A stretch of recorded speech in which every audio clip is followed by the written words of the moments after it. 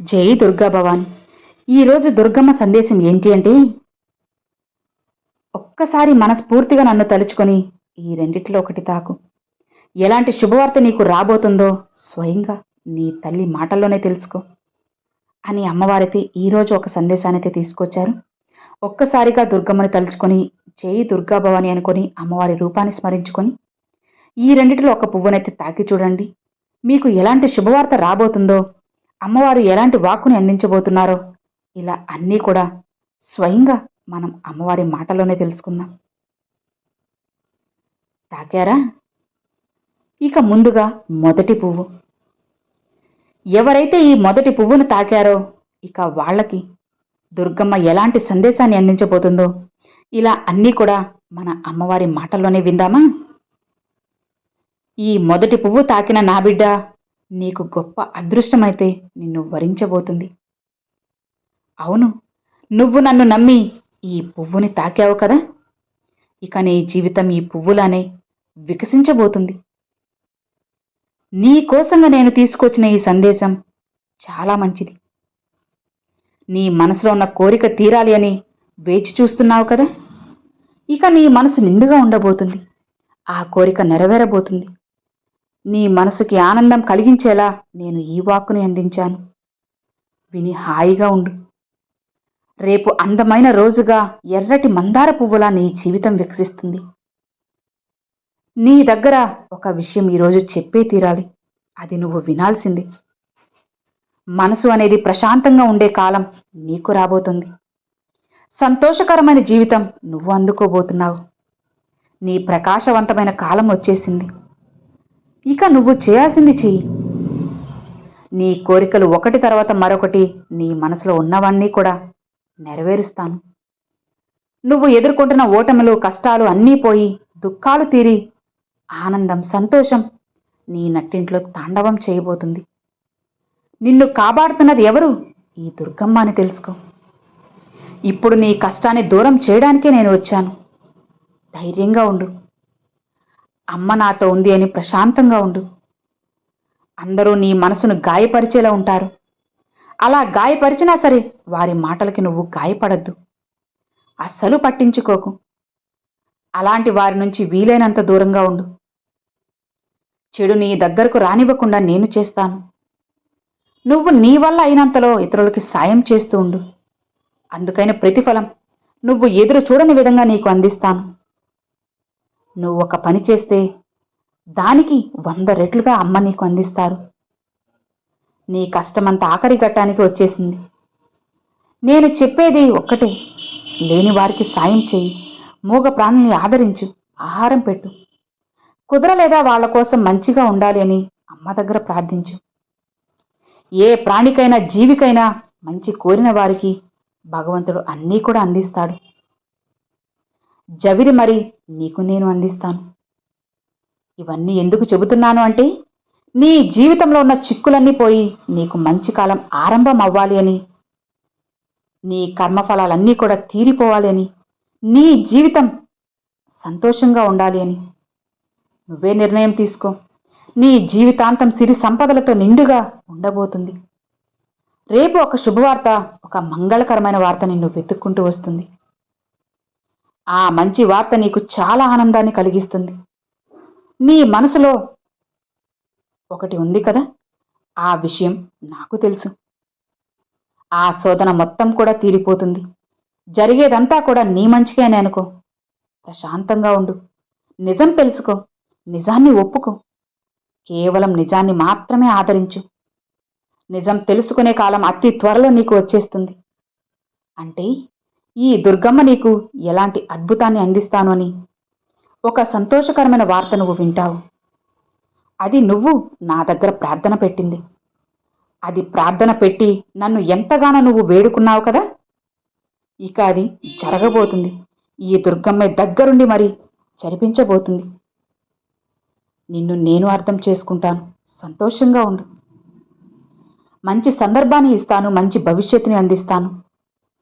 ఇవన్నీ చేయడం నా బాధ్యతే కదా. నీ బాగోగులన్నీ చూడడం ఒక తల్లిగా నా పనే కదా. కాబట్టి ఏదీ కూడా వ్యతిరేకంగా మాత్రం అస్సలు అనుకోవద్దు. ఒకవేళ నీకు అనుకూలంగా జరగకపోయినా అది భవిష్యత్తులో నీకు సానుకూలంగా మారుతుంది అని మాత్రం మర్చిపోకు. జరగబోయేదంతా నీ మంచి జీవితం కోసమే. నీ కర్మదోషాల సమయం తొలగిపోయింది కాబట్టి ఇక ఉత్సాహంగా మంచి దారిలో పడ్డావు. ఇక నీ మనసులో సందేహం అనేదే వద్దు. ఎలాంటి సందేహం, సచ్చరులు లాంటివి ఏమీ ఉండనివ్వకు. అన్నీ గెలుపు విజయాలు మాత్రమే నీ జీవితంలో ఉంటాయి. అన్నిటినీ అందుకు. నీకు మంచి సమయం వచ్చేసిందని నేను చెబుతున్నాను కదా.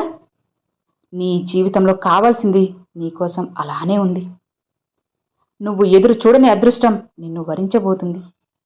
నీకు కావాల్సిన మంచి వార్త విని ఆనందిస్తావు. ప్రశాంతంగా ఉండు. ఇక అదృష్ట తలుపులు నీకు తెరుచుకోబోతున్నాయి. ఎలాంటి సమస్యలున్నా భయపడకు. దానికి పరిష్కారం నేను అందిస్తాను. ఒక తలుపు మూసి ఉంచిన ఇంకొక తలుపు నీకోసం తెరిచే ఉంటుంది. ద్రోహులు చుట్టూ ఉన్నారు, కానీ వాళ్ళని చూసి భయపడకు. ఎలా అయినా సరే ఎదుర్కోవాలి అని మాత్రం నువ్వు దృఢంగా సంకల్పించుకో. దీపం మారిపోయిందని బాధపడే బదులు ఇంకొకసారి దీపాన్ని వెలిగించు. వెలుగు నింపుకో. అప్పుడే నీ ఇంట్లో చీకటిపోయి వెలుగు వస్తుంది. ఆరిపోయిందని దిగులు పడితే ఎలా చెప్పు? పరిగెత్తు. నీ లక్ష్యాన్ని చేరే వరకు పరిగెత్తు. అందరూ కూడా నీ ఆలోచన గొప్పది అని నమ్మేంత వరకు పరిగెట్టు. తప్పకుండా జీవితం మారుతుంది, మంచే జరుగుతుంది. ఇక ప్రశాంతంగా ఉండు అని మొదటి పువ్వు తాకిన వాళ్ళకైతే చెప్పారండి. ఇక రెండవ పువ్వు, ఈ గులాబీ పువ్వు తాకిన వాడికి అమ్మవారు ఎలాంటి సందేశాన్ని తీసుకువచ్చారంటే,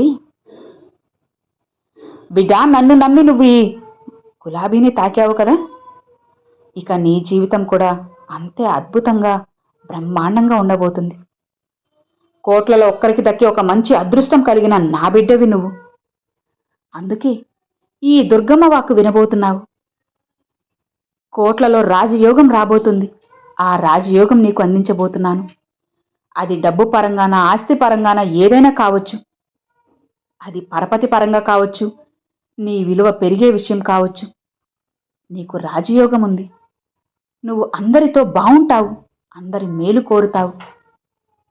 అందరూ కావాలని ఆరాటపడతావు.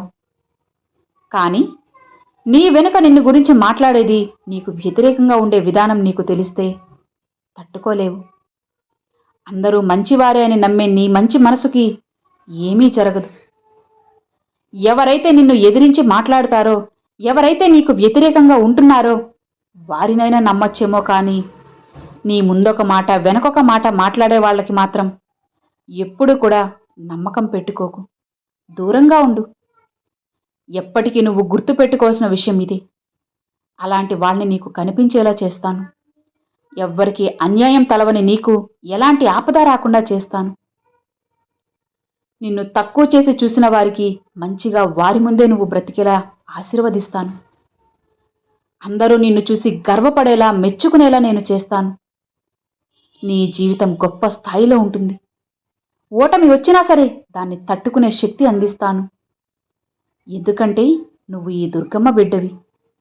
జీవితంలో ఓడిపోయినా సరే ఇతరులు నిన్ను చూసి చులకన చేసినా నువ్వు కృంగిపోయేందుక ఇక్కడ బలహీనంగా ఉండలేవు. ఈ దుర్గమ్మ బలమంతా నీ దగ్గర ఉంది. ఇప్పుడు ఏర్పడిన ఈ ఓటమి అనేది భయపడేందుకు కాదు, 100 రెట్ల ఉత్సాహాన్ని నీకు అందిస్తాను. అంచెలంచెలుగా ఎదిగే తోడుగా నేనుంటాను. నువ్వు కోరుకునే మార్పులు నీ జీవితంలోకి వస్తాయి. కాస్త కష్టపడు చాలు. కొద్దిగా కూడా సోమరిపోతుతనంగా, బద్ధకంగా ఉండకు. కష్టపడి ప్రయత్నించు. ఓపికగా ఉండు. నమ్మకంగా ఉంటే నీకు కావాల్సిన మంచి స్థానం దక్కుతుంది. అంతేకాదు, నీ కోరిక తీరుతుంది. నిన్ను బాలేదు అనగానే ఏదో ఒక నష్టం నీకు కలిగిందని అపోహపడకు. నిన్న బాగా లేకపోతే రేపు బ్రహ్మాండంగా ఉంటుంది అని నమ్ము. ఇక ఒక్కసారి ఓటమే వచ్చినా, అనుకున్నది జరగకపోయినా దిగుల్లో ఏదో జబ్బు వచ్చినట్లు దిగాలుగా ఉండకు. మనసులో ధైర్యాన్ని నింపుకో. మన కష్టం అనే మాట నీ దగ్గరకు రానివ్వకుండా ప్రవర్తించు. అలా నిన్ను నువ్వే బాగా మంచిగా బలంగా తీర్చిదిద్దుకో. అది నీ శరీరాన్నైనా, నీ యొక్క మెదడునైనా సరే. దేని గురించి కూడా నువ్వు ఆలోచించకుండా కావలసిన శక్తిని అందిస్తాను. గుర్తుపెట్టుకో, కిందకి పోవాలి, ఓడిపోవాలి అనుకునేవారు ఎవ్వరూ కూడా వారు అనుకున్నది జరగదు. ఎందుకంటే నీ ముందు నేనున్నాను. నీకు కావలసిన గెలుపు నేను అందిస్తాను. చిన్న చిన్న సమస్యలు వచ్చాయని, ఓడిపోయావని, జీవితమే అయిపోయింది, ఆరిపోయింది అని అనుకోకు. ఇంకా నీ జీవితంలో సాధించాల్సింది చాలానే ఉంది. నువ్వు సాధించడానికి పుట్టిన ఈ దుర్గమ్మ బిడ్డవి. ఏదైనా సరే తప్పు చేస్తే ఎలాంటి ఆలోచన లేకుండా మన్నించేసే. ఎవరైనా సరే తప్పు చేస్తే నువ్వు మన్నించు. నువ్వు తప్పు చేస్తే క్షమాపణ కోరు. అప్పుడే అహం అనేది లేకుండా స్వచ్ఛంగా ఉంటావు.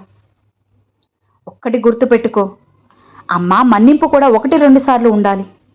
ఎందుకంటే నువ్వు క్షమిస్తూ ఉంటే, పదే పదే తప్పులు చేస్తూ ఉంటే దానికి అర్థమే ఉండదు కదా. కాబట్టి నిన్ను అలక్ష్యం చేస్తున్నారని అర్థం. అలాంటి వారి నుంచి దూరంగా ఉండు. ఇప్పుడు విధికి మించి నీ కష్టాలు ఉన్నాయని నాకు తెలుసు. కానీ అవి నిరంతరం కాదు. వీటి నుంచి నిన్ను కాపాడేందుకు ఈ దుర్గమ్మ నీ వెన్నంటే తిరుగుతూ ఉంటారు. నీకు కావలసిన సందేశాలన్నీ కూడా నేను పంపుతూనే ఉంటాను. నిన్ను చుట్టుముట్టిన చెడు అన్నీ కూడా తొలగించేస్తాను. ఇక నీకు రాబోయేది అంతా కూడా రాజయోగం అని తెలుసుకో. నీకు కావలసినంత ధనాన్ని, సంతోషాన్ని, సంపదని నేను నీకు అందిస్తాను. ప్రశాంతంగా ఉండు. ఎలాంటి దిగులు పెట్టుకోకు. నీ కన్నీరు మొత్తం కూడా ముత్యాల్లా మారి బంగారుమయంగా చేసి నీ జీవితాన్ని మారుస్తాను. రాజయోగాన్ని అందుకోవడానికి సిద్ధంగా ఉండు అని అమ్మవారు ఈ 2వ పువ్వుని, అంటే గులాబీ పువ్వుని తాకిన వారికైతే చెప్పారండి. సో విన్నారు కదండి అమ్మవారు ఎలాంటి సందేశాన్ని తీసుకొచ్చారో. మరి మీరు ఈ రెండిట్లో ఏ పువ్వు చూస్ చేసుకున్నది నాకు తప్పకుండా కామెంట్లో అయితే షేర్ చేసుకోండి. మందార పువ్వునా లేక గులాబీ పువ్వునా అన్నది కామెంట్లో షేర్ చేసుకోండి. అలానే జై దుర్గా భవాని అని కూడా కామెంట్లో అయితే షేర్ చేసుకోండి ఫ్రెండ్స్. ఈ వీడియో నచ్చినట్లయితే ఒక చిన్న లైక్ చేయండి. మీ ఫ్రెండ్స్ అండ్ ఫ్యామిలీస్కి షేర్ చేయండి. ఫస్ట్గా మన ఛానల్ చూసారు, సబ్స్క్రైబ్ చేసి సపోర్ట్ చేయండి ఫ్రెండ్స్. Thanks for watching. జై దుర్గా భవాని.